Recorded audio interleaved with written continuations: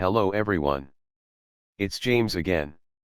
And today I want to talk about an abuse technique the narcissist uses on their victim. And how it can lead to a variety of problems after the abuser is long gone. And that's when the narcissistic abuser starts to criticize you for little and normal mistakes you might make. And life accidents you might have. And not just criticize, but quite possibly scream and cause a big fight over a little life accident or mistake. So what does this look like? Oftentimes when you meet the narcissist during the idealization phase, you can do no wrong. You are praised for all the things you do. Your talents and achievements are more than recognized.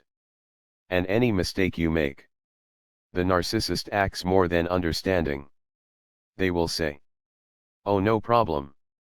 Things like that can happen." And you think to yourself, especially if you were abused by another narcissist earlier in your life, that you struck gold. Finally you've met someone that's understanding, loving and kind. This is where the drug-like chemicals fill your brain and make you feel like you're on cloud nine. And it's the high you chase once the narcissist's mask slips. And they start to punish you for the very things they praised you for, or things they were understanding of. And without education on this matter, you will indeed chase the high, which will lead to a lifetime of narcissistic abuse. But when they criticize the mistakes, this can have, and usually does have, a lasting effect on us. Yes, downing us and not acknowledging us for our talents does as well. However, usually, not always, but usually the narcissist criticizing us for mistakes and little life accidents is where the walking on eggshells begins. So the narcissist mask starts to slip. And they run the do-do test on us, where we are 5 minutes late to pick them up for lunch or dinner. And they are now in the car reading us the riot act about how irresponsible we are, getting us to justify where we were at and why we were 5 minutes late. If it's a romantic relationship, they might accuse us of cheating, so forth and so on. And if we stay through that, and if we take whatever hollow apology, if there is one, that's offered, the treatment will only get worse. Usually it will be for little things around the house, such as spilling a glass of water or milk. They will scream bloody murder and make it seem like the world is coming to an end. And you're the prime cause of it. And the kicker is, they will ban you from using glasses. They will force you to use a plastic cup that has a top on it. Or they will come up with another rule for you to obey, such as you can only drink whatever you're drinking in certain rooms in the house. A house you're paying for. But this rule doesn't apply to them, no matter how many mistakes they make. Because according to them, they aren't as clumsy as you. And yes, you will be now labeled as clumsy. And even though you might not have been clumsy before you met this person, because you're now walking on eggshells hoping to not make any kind of mistakes, you will now start to make a lot of mistakes. Just because you're nervous and scared another outburst will take place. And with each outburst from the narcissist for what is perceived to be a mistake on your part, you will lose more and more house privileges. And the pile of eggshells you walk on will get higher and higher. This will not only affect your day-to-day life, but how you perform at work. You will be constantly overthinking things. And here comes the dreaded second guessing. This is where a lot of the second guessing is born. Man, are you stupid? Can't you watch where you're going? I swear you're always dropping something. I feel like I have to walk behind you with a pooper scooper. Geez. What a dummy. I swear I have to continually fix every mistake you make. It's like you're a full-time job. And on and on and on. Also, if you hear this on a daily basis, and worse, if you don't get out of such a situation and you stay there for years and years, this kind of treatment will wash away any kind of self-confidence you once had. And you will become this accident-prone, scared person that's always so-called screwing things up. Which is exactly the person the narcissist wants you to become. They really seriously want this for you. So they can have a reason in their mind to justify to others why they treat you the way they do. And in reality, the people in the world will never know the truth. They will just know some weird skewed version of the narcissist story where you are this useless excuse of a human being.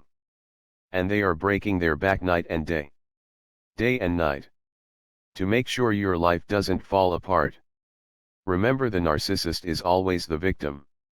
And they are always the savior. Remember. It's always you that's causing the problem, not the narcissist. And again, this is where the self-doubt is born. Always second-guessing things you do and have done. Unable to forgive yourself for little mistakes here and there. Despite everyone spills their drink from time to time. It's normal. We've all done it. And we will all do it. But overcoming this second-guessing is easier said than done. To the narcissistic abuse victim. Or narcissistic abuse survivor. We are oftentimes finding ourselves second-guessing the littlest things. And oftentimes the second-guessing is a stumbling block for our own success. Because we are too scared to make an honest and normal mistake. Because we feel like our world is going to come crashing down. Because this is what the narcissist programmed us to think. I want to tell you. It's not that way. Here's what you do when you're at home. The next time you have an accident. Maybe you accidentally knock over a small plant. And dirt goes all over the carpet. What I want you to do is just sit there and laugh. Just laugh. Don't curse yourself out. Laugh and say, well, it's a good opportunity to see if this high-powered vacuum cleaner works. If you make a mistake in something you're trying, like a new business you are starting, I want you to say to yourself, these mistakes are the tuition in life you must pay. Since you don't have someone there to teach you step by step exactly what you're supposed to do. And mistakes aren't just normal. They are expected. So what do you do with these mistakes? File them away as experience. As a positive life experience. That will allow you to become more of a seasoned person that will one day become wildly successful at whatever you're trying to do. I have news for you. Most successful people have more failures than you can count. Narcissists don't want you to know this. Because they want to keep you in a mindset where a failure or accident is your doom. Instead of you realizing that a failure or accident means you're alive and still in the game. An accident or mistake means you have a chance to try again. And so what if someone spills a glass of milk or water? I will tell you what. If someone screams at me now for something like that, it will be the last time they scream at me or belittle me. Because they will be marched to the boundary doors and gates of my life. The gates will open. They will be escorted to the outside of my boundary gates. And then my gates will close. Never to let this person back in again. Now, does this mean I don't second guess myself still? Of course I do. But that's another mistake we must forgive ourselves for. I understand why I second guess myself from time to time. I understand I went through narcissistic abuse. And the worst kind of mental brainwashing as a child. Brainwashing to believe that I was some kind of loser that had no future. So on those days I second guess myself and find myself in a slump. I do my best. Now this is not perfect. But I do my best to tell myself positive things. Come on, James. Snap out of it. You know why you are feeling the way you feel. This isn't who you are. This was put upon you like some horrible demonic curse. By evil people in your life. Evil people that don't want to see you rise up and be the person you were born to be. And by no means is this perfect. But I'm still here. Still pushing along. And so are you. And so are you. You know, I personally think those that were narcissistically abused like you and me. We have talents and skills that are waiting to burst out. But we are too scared to try. Heck, we are too stuck on the milk we spilled this morning. We gotta break free.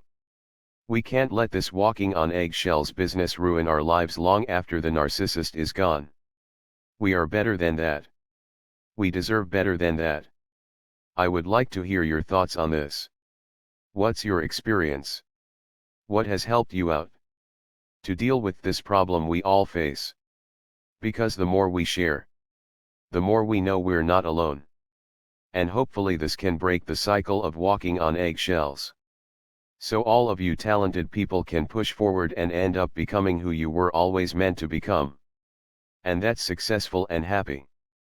Until next time. Bye for now. And be good to yourself.